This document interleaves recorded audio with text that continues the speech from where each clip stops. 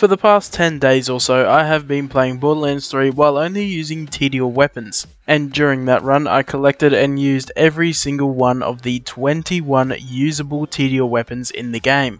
So of course, there is no better time for me to make this video than now, so let's go through the top 10 best Tediore weapons in Borderlands 3. And all of these weapons will be based on how well they go, with absolutely no addition in damage, fire rate, accuracy, anything. Just as a base weapon, no skill points, no action skills, no class mods, no artifacts, nothing. But please do let me know if you want to make any changes to this list, because I would like to see what everyone else thinks.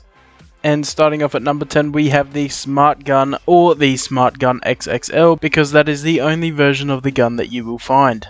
And the Smart Gun XXL basically works like an E-Tech SMG from Borderlands 2, seeing as it costs 2 ammo per shot and it has a bit of splash damage as well.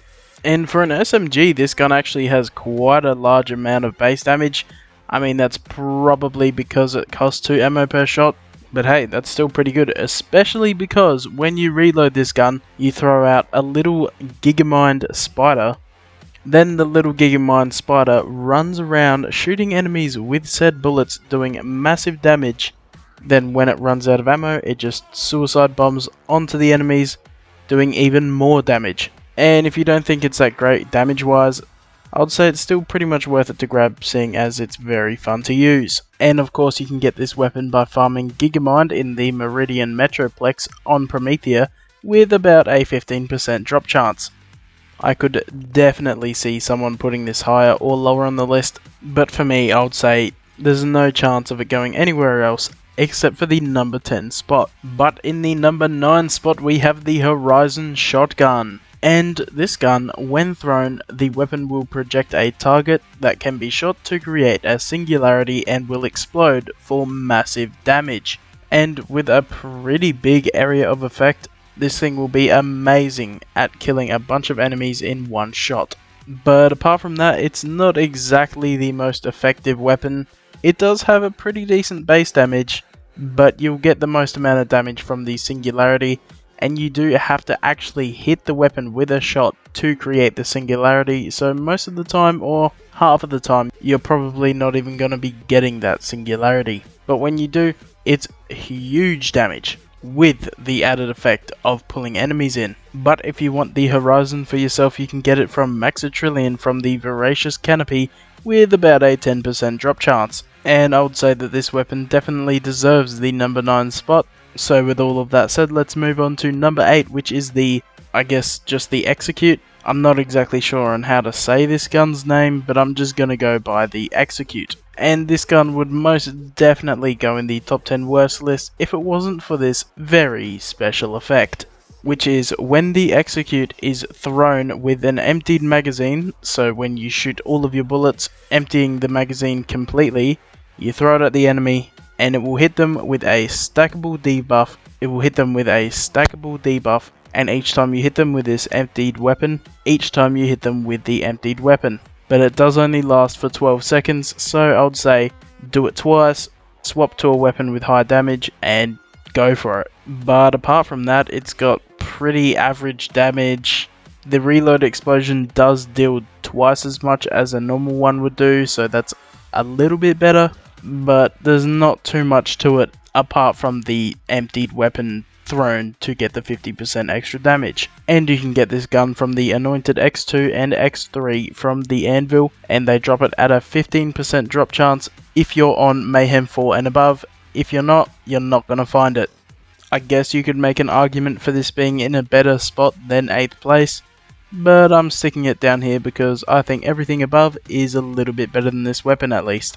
So in at number 7 we have the Bangarang, and to be honest I wasn't even expecting this one to be here, but this gun deals massive damage with its reload. But as a quick overview for what this weapon does, basically it's like a mixture of the Bangarang and the Avenger from Borderlands 2, because as you throw it in a Bangarang trajectory, it will also constantly fire bullets in a circular motion, dealing very little damage as it hits enemies with those bullets. So that's basically useless. However, if you just hit enemies straight away with the reload, you will be dealing massive damage. But you do kind of have to figure out how it works and everything. But it didn't take me too long, probably about 10 minutes, that's about it. And then each time you reload, you'll be able to just smack them with a Bangarang, dealing as much damage as you'll need. Obviously, this isn't for like boss level enemies where you're going to be one-hitting Captain Trorts and everything like that. But just for regular enemies, it should do very well. And if you want to find this gun for yourself, you can get it from Thunk with about a 15% drop chance, and you can find him in Conrad's Hold. And I think all of that means that this is a pretty well deserved 7th place. But now for number 6, and that is of course the Scorpio. And this thing would have been so much higher if it just didn't have the massive drawback of the actual turrets being destroyed in one bullet from any enemy source. Even if it's just a puddle of elemental damage or anything, these things go down so easily, but that still doesn't stop it from being an amazing Tediore weapon. So basically what this gun does is when you reload it, it will place down a Scorpio turret just like Roland's from Borderlands 1, and it will basically serve as a turret dealing weirdly high base damage and also blocking you from a couple of shots every now and then, but that's not the most important part. The most important part is the damage, because not only do the bullets have a pretty decently high base damage, it also shoots rockets which deal insane damage that you don't even need extra splash damage for. They still deal massive damage. And if you throw enough of these Scorpio turrets down, even against a boss like Captain Trort, it will go down in seconds. Obviously, probably not in Mayhem 10, as 99% of the weapons in this game won't do stuff like that in Mayhem 10. But holy crap, was the Scorpio a massive surprise, especially since I didn't hear good things about it. But this thing did carry me through a good chunk of the run, so there's no chance I'm putting it anywhere lower than 6th place. But if you do want this gun for yourself, you can find it from Lieutenant Preston in Tediore Ruins with about a 15% drop chance. And if you don't have one yet, go and grab one. It's very fun to use, and it definitely makes the top 6. But now for the top 5, with the Dark Army in 5th place. And this gun, you don't even have to actually reload it to do this, but you just have to switch to the Dark Army, and it will spawn 3 Dark Army drones, which constantly shoot enemies with elemental orbs that do not deal splash damage, but do have a pretty good amount of damage overall. And sometimes when you reload, the drones have a chance to get increased damage and deal extra weapon element damage, but holy crap, when this happens, you get so much extra damage. Like up to a point where it is actually going to melt raid bosses. Obviously not in Mayhem 10, but for level 72, this thing absolutely destroyed. And also when you reload, you then throw the Dark Army at whatever you are aiming at. Whatever it hits will create a weapon element pool, and the weapon's base damage is nothing really special, but it really is just the 3 Dark Army drones that are the insane amount of damage that you will be getting. The only reason that it doesn't make it higher on the list is because obviously it is not always getting that increased damage and elemental damage, and also because it is kind of a pain in the ass to get, because you have to go into the arms race to obtain it. And the arms race is kind of annoying, especially if you're doing a challenge run, but apart from that, it's pretty damn easy to get a Dark Army from there. And you could put this gun higher, but I decided to put it at number 5, seeing as it doesn't always get the massive damage increase. So now for number 4, which was another surprise to me, and that is the Mother 2. And this little sneaky bastard went so under the radar, I didn't even know it existed until I did this run, and I was at the point where I had to complete the entire Tediore list of weapons, and when I got it, I was incredibly surprised. So what this gun does is when you reload, it will transform into a drone that follows enemies right above their heads and constantly deals the weapon element damage to all enemies that can be hit by the laser. And the drone does chase enemies for 8 whole seconds before it explodes and deals a little bit of weapon element splash damage. but the main damage is the constant laser damage that you can apply to enemies. And of course the weapon itself, when you shoot it, does work kinda like a laser weapon from the pre-sequel, and it's pretty damn cool to use. And because you can grab it in every single element in the game, this is incredibly useful in every single way, and it works so good against human enemies, seeing as when the drone is above their heads, it's probably going to be constantly hitting critical hits and just destroying them. And I can't really find any downsides to the weapon, apart from the usual Tediore downsides, but apart from that, I can't really find anything. This weapon is just overall very, very good. And of course it's not going to be as good as the top 3, but it definitely deserves its spot at number 4. And if you do want to find the Mother 2 for yourself, you can get it from Slithermore with about a 33% drop chance in the Blast Plains from the 3rd DLC pack, The Bounty of Blood. But now it is finally time for number 3, and that would be the Brightside, which is also another surprise entry. And this is what I would call one of the 3 god Tediore weapons, because this one and the 2 above are absolutely godly. Now the previous weapon, the Mother 2, was great and everything, but holy shit, this gun does work. And what this gun does is, when thrown, the Brightside explodes on impact or at a set distance, and the set distance is exactly what you want, because when it explodes mid-air, it spawns 4 Brightside copies that shoot at nearby enemies, and each of the 4 copies shoots in a different element and explode after 3 seconds.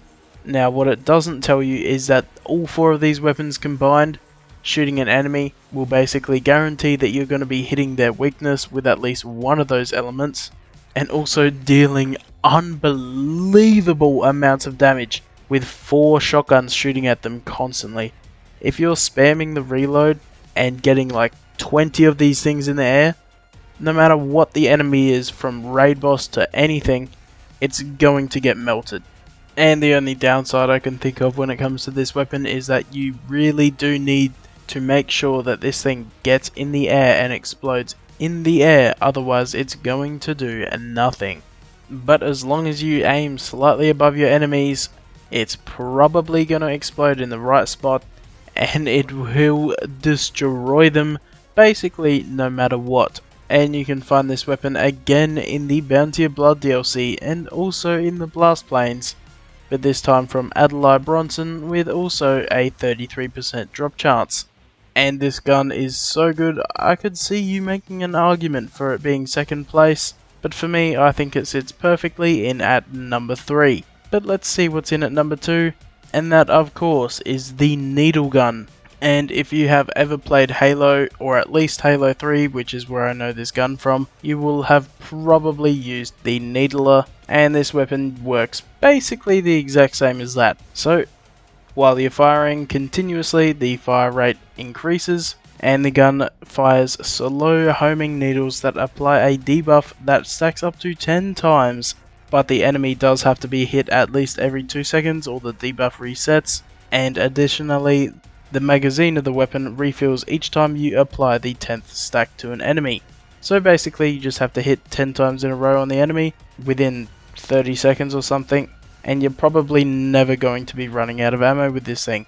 And as it is just like the needler from Halo, when you hit enough of the needles in a row, it will explode the enemy, dealing massive damage of course. And also, when you reload the weapon, it has a reload explosion of 500% compared to the normal Tediore weapon, making it the highest damage Tediore reload explosion at the time of it being released in the game. And of course the reload is always homing, so that is an added bonus.